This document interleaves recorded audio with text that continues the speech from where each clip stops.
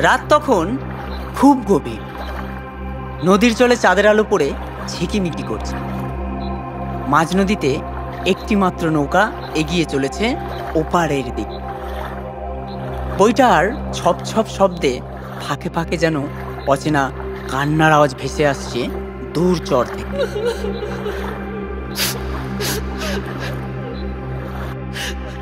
নৌকাতে রয়েছে হারু মাঝি ও অরিন্দম। শুধু অরিন্দম একা নয়, তার স্ত্রীও এসছে সঙ্গে। তার নাম হচ্ছে শান্তি, এক কিশোরী বয়সের মেয়ে। অরিন্দম শহর কলকাতা থেকে আসা এক তরুণ গবেষক, লোককথা সংগ্রহ করতে এসেছে। হারু মাঝি হলো বয়স্ক নৌকার মাঝি। এই গ্রামে বহু বছর ধরে বাস করছে। অরিন্দম বিস্মিত হয়ে মাঝিকে জিজ্ঞাসা করল, ও কাকা, এ কেমন আওয়াজ? মনে হচ্ছে কেউ কাঁদছে। হারু মাঝি থমকে দাঁড়ালো, মুখটা গম্ভীর করে বলল, ওরে বাবু, রাতের নদীতে অনেক কিছু শোনা যায়, তবে সব কানে তুলতে নেই। ওরা মানুষ না, ওরা ডাক দেয় ঠিকই, আর যেই ডাকে সাড়া দেয় সে আর কোনোদিনও ফেরে না। অরিন্দম শিউরে উঠল। বাতাসে হঠাৎ করেই ঠান্ডা একটা আবহাওয়া বইতে লাগল।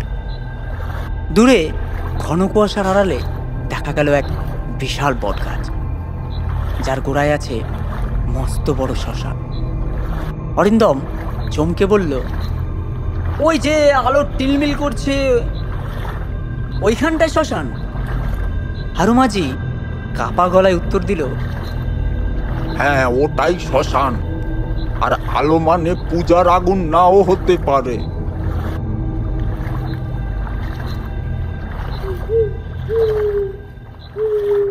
নৌকা ঘাটে ভিড়তেই মাটির গন্ধে মিশে গেল এক অদ্ভুত গন্ধ, শুকনো ফুল আর পোড়া কাঠের মিশ্রণ। অরিন্দমের বুকটা হঠাৎ করেই ধরফর করতে লাগল।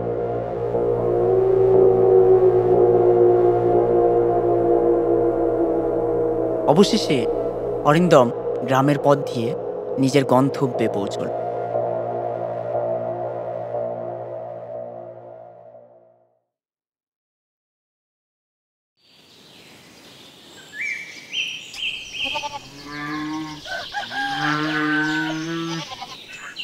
রোদ ঝিলমিলে সকালবেলায় অরিন্দম গ্রাম মানুষ অদ্ভুতভাবে চুপচাপ।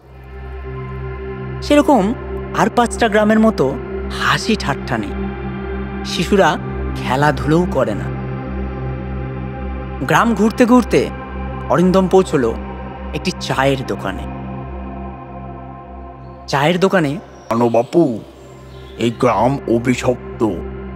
ওই বট গাছের তলায় এক রক্তবলির রীতি চলতো আগে। কালী মন্দিরটা শ্মশানের মধ্যেই আছে। মা কিন্তু এখনো শান্ত হননি। হঠাৎ দূর থেকে এক ভয়ঙ্কর চিৎকার শোনা গেল। সবাই ছুটে গেল ধান ক্ষেতের দিকে। দেখা গেল গ্রামের এক যুবক অচেতন হয়ে পড়ে আছে, আর তার বুকের ওপর কালো ছায়ার মতো এক দাগ। অরিন্দম অবাক হয়ে জিজ্ঞাসা করল, এটা কিভাবে সম্ভব? শান্তি ভয়ে ফিসফিস করে বলল, এটা মা কালীর ছায়া। উনি যখন রুষ্ট হন তখন এভাবেই চিহ্ন রেখে যান।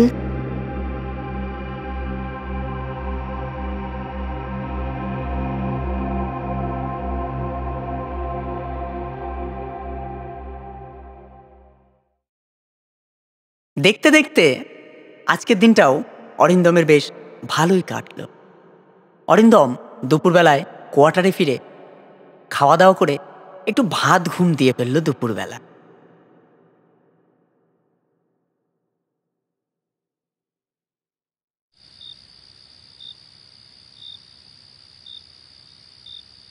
সন্ধ্যার পার হওয়ার পর ঠিক রাত 8টার সময় তার ঘুম ভাঙল।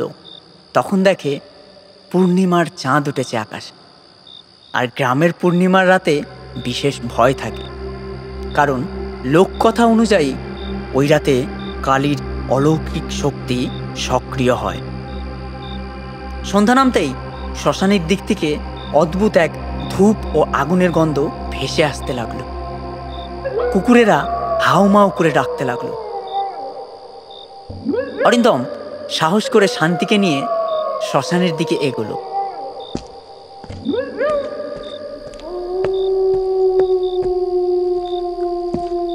শ্মশানের ঠিক কাছে পৌঁছতেই দূর থেকে দেখা গেল কালী মন্দিরের সামনে কয়েকজন সন্ন্যাসী মন্ত্র জপ করছে,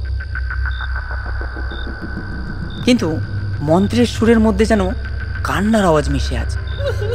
হঠাৎ করেই অরিন্দম স্পষ্ট দেখল মন্দিরের মূর্তির চোখ দুটো রক্ত লাল হয়ে দাউ করে জ্বলে উঠল।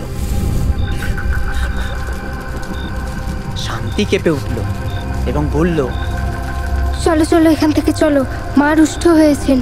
অরিন্দম পিছু হটার আগেই চারপাশে ঝড়ের মতো হাওয়া উঠল। মাটির থেকে কিছুটা উপরে একটা ছায়া ঘুরে বেড়াতে লাগলো। মনে হচ্ছিল সেটা মানুষ নয়, অর্ধেক নারী অর্ধেক আগুন। মন্ত্রোচ্চারণ থেমে গেল। এক সন্ন্যাসী চিৎকার করে উঠে বলল, বলি চাই, রক্ত না দিলে শান্তি হবে না, বলি চাই। অরিন্দম বুঝতে পারল এ গ্রাম শুধু ভয়ানক নয়, রক্তের অভিশাপে বাঁধা। তারা সেই সব দেখে আর সময় নষ্ট না করে কোয়ার্টারের দিকে চলে গেল।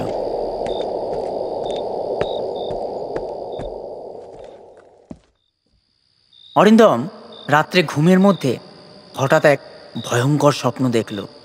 সে দেখল শ্মশানের মধ্যে দিয়ে সে একা হাঁটছে, চারপাশে শুধু ধোঁয়া আর আগুন। হঠাৎ কানে ভেসে আসলো একটা মেয়ের কান্না। আমাকে মুক্তি দাও, ওরা আমাকে পুড়িয়ে ফেলেছে।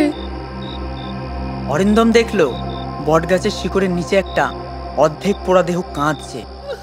তারপর সেই মৃতদেহের দিকে হঠাৎ চোখ তুলে তাকালো অরিন্দম। চোখ দুটো লাল আর ঠোঁট ফাঁক করে ফিস ফিস করলো। তুই এসেছিস আমায় মুক্তি দিতে? চমকে উঠে অরিন্দম জেগে গেল। কিন্তু অদ্ভুত ব্যাপার হলো, ঘরের জানালার পাশে সত্যি কাদার মতো শব্দ শোনা গেল। জানালা খুলতেই বাইরের কুয়াশার মধ্যে একটা ছায়ামূর্তি মিলিয়ে গেল।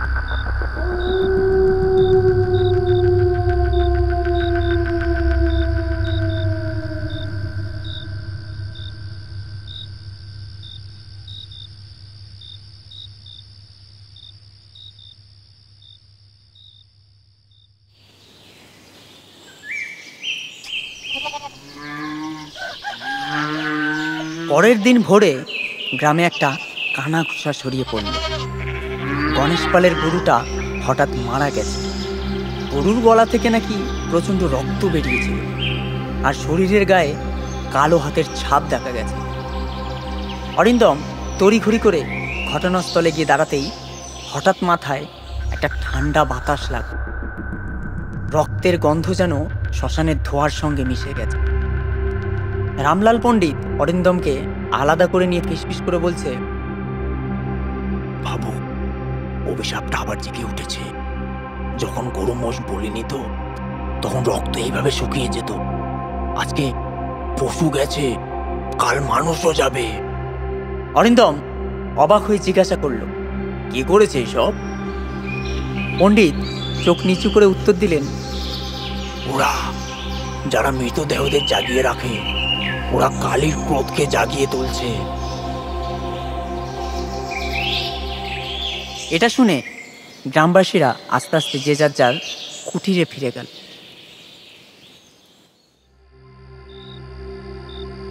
ঠিক সেই রাতেই গ্রামের খালের ধারে এক তরুণীর মৃতদেহ ভেসে উঠল।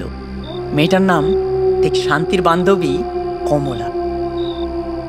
3 দিন আগে সে হঠাৎ করে নিখোঁজ হয়ে গেছে, কিন্তু আশ্চর্যের বিষয়, মৃতদেহটা পচেনি, বরং মনে হচ্ছিল এখনই ঘুম থেকে উঠল। যখন গ্রামবাসীরা মেয়েটাকে শ্মশানে নিয়ে গেল, তখনই ঘটল অলৌকিক এক ব্যাপার।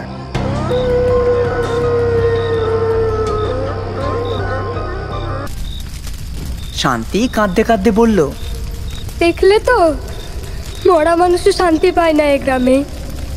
অরিন্দম ঠিক করলো সবকিছুর রহস্য এবার জানতেই হবে, না হলে এই গ্রাম ভস্ম হয়ে যাবে। হঠাৎ মন্দিরের ভেতর থেকে ঝড়ের মতো বাতাস বের হলো, আর বটগাছের শিকড়গুলো নড়ে উঠল যেন এক জীবন্ত সাপ।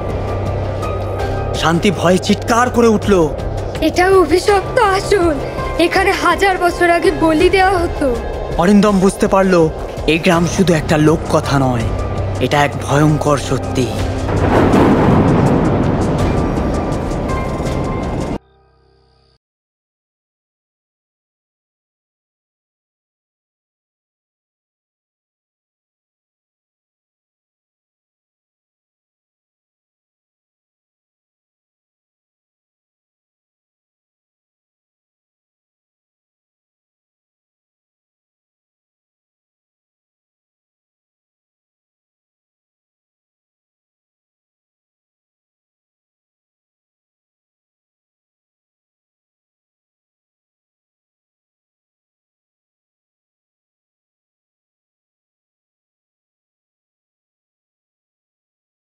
রক্ত ভরা। অরিন্দম ও শান্তি সেই বৃদ্ধাকে দেখে দাঁড়িয়ে পড়ল। তোমরা এখানে এসেছো কেন? জানো না এই রাতে এই মাটিতে পা দেওয়া মানে মৃত্যুকে ডাক দেওয়া? শান্তি কাঁদতে কাঁদতে সব কথা খুলে বলল এবং বৃদ্ধা মাথা নাড়ল। এই গ্রাম অভিশপ্ত। বহু বছর আগে এক জমিদার এখানে শত শত কিশোরীর বলি দিয়েছিল, ঠিক এই কালী মন্দিরে। তাদের আত্মা শান্তি পায়নি, আজ সে শক্তি জেগে উঠেছে। অরিন্দম জিজ্ঞাসা করলো, তাহলে কি হবে? আমরা কি বাঁচবো না আর? বৃদ্ধা একটু ঠান্ডা স্বরে বলল, একটা উপায় আছে। তোমাদের দুজনের মধ্যে কাউকে কালী মায়ের কাছে আত্মাহুতি দিতে হবে। কথা শুনেই দুজনের বুক কেঁপে উঠল। হঠাৎ নদীর দিক থেকে অদ্ভুত এক শব্দ ভেসে এলো, যেন 1000 মানুষের কান্না একসাথে শোনা যাচ্ছে। আমাদের মুক্তি দাও। সেই অসুরী আত্মার দিকে তাকিয়ে চিৎকার শুরু করলো, মায়ের নামে আমি তোমাদের বাঁধছি, ফিরে যাও তোমাদের জগৎ।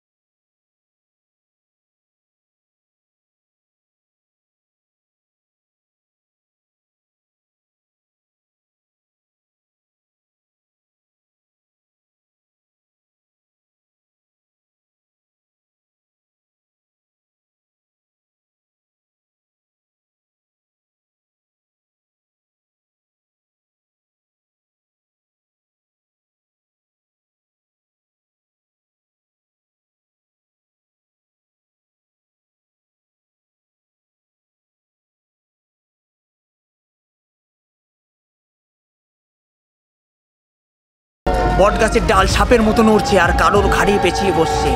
নদীর জল হঠাৎ করেই রক্তে পরিণত হলো। বাতাসে ভেসে উঠল মৃত মানুষের কান্নার আওয়াজ। গ্রামের মানুষ ভয়ে চিৎকার করে বাড়িঘর ছেড়ে যে যেদিকে পারেছে প্রাণপণে ছুটছে। এই তাণ্ডবের মাঝেই এক বৃদ্ধ এসে দাঁড়ালো। সে হলেন হরিদাস মশাই, গ্রামের সে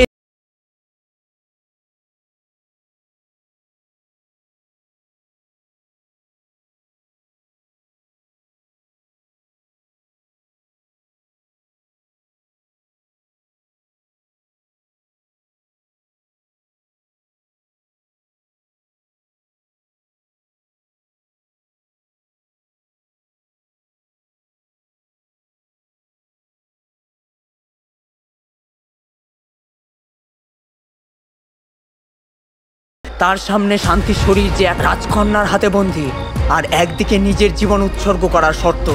শ্মশানের সব চিতা একসাথে জ্বলে উঠল, চারপাশ খালি অগ্নিশিখায় ভরে গেল। লাশের ছায়াগুলো আগুন থেকে উঠে এসে নাচতে শুরু করলো। শান্তির কণ্ঠে আবার গর্জন শোনা গেল, না, আমি মরবো না, আমি এই গ্রাম গ্রাস করব। অরিন্দম নিজের হাতেই ছুরি নিল আর কাঁপতে কাঁপতে ছুরি চালিয়ে দিল নিজের হাতে। সেই রক্ত মা কালীর মূর্তির সামনে ঢেলে দিল। এক মুহূর্তে বজ্রপাতের শব্দ হলো, অন্ধকার ফেটে গেল। কালী মূর্তির চোখ দাউ করে জ্বলে উঠল। রক্তকন্যার দিক থেকে ভয়ঙ্কর চিৎকার শোনা গেল।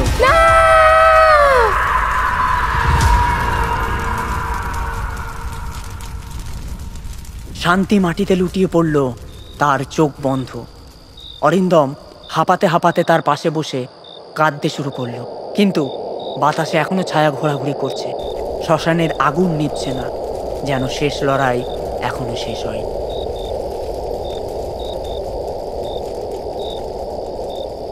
অরিন্দমের রক্ত দিয়ে রাজকন্যা সাময়িকভাবে দুর্বল হয়েছে, কিন্তু তাই মৃতেরা শান্তি পায়নি। রাজকন্যা হলো তাদেরই প্রতিশোধের প্রতীক। তখনই চোখে পড়ল কালী মন্দিরের পুরনো অষ্টধাতুর খড়গ, যা অনেক বছর ধরে ধুলিতে পড়েছিল। অরিন্দম সেই খড়গ হাতে তুলে নিল। মুহূর্তেই তার শরীর কেঁপে উঠল। মনে হলো যেন কালী মূর্তির শক্তি খড়গ মধ্যে জেগে উঠেছে। হরিদাস মশাই মন্ত্র পড়ে খড়গের পবিত্র শক্তিতে ভরে দিলেন। মুহূর্তেই খড়গ থেকে নীল আগুন বেরোতে লাগলো। শান্তির দেহতে থাকা রক্তকন্যা প্রচণ্ড জোরে চিৎকার করে উঠল, না, অস্ত্র আমার সর্বনাশ দিকে আনবে, হাত দিবি না, হাত দিবি না।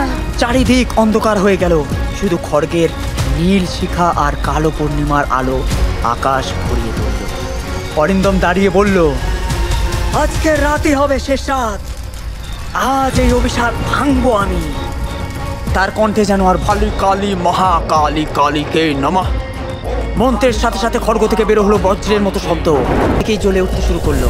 অরিন্দম চিৎকার করে উঠল, শান্তি, তুমি আমার ভালোবাসা, আমি তোমাকে অন্ধকারে হারিয়ে যেতে দেব না শান্তি। এক ঝলক আলো অরিন্দমের শরীরকে ঘিরে ফেলল। অদৃশ্য বাঁধন ছিঁড়ে গেল। সে আবার খড়গ তুলে রক্তদেবীর দিকে ঝাঁপিয়ে পড়ল। শ্মশান এখন আর শুধু শ্মশান নেই, সে যেন এক যুদ্ধের রণ।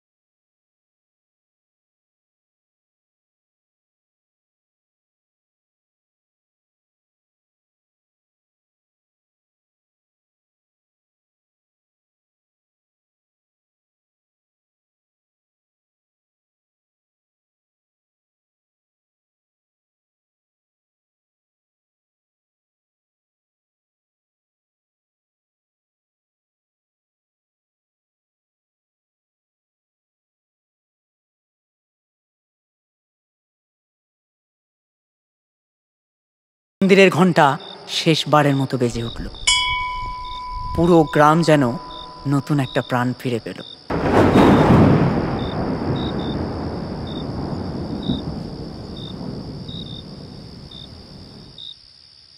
নারী কণ্ঠ, হয়তো শান্তির আত্মা, এখনো সে হেসে হেসে বলে,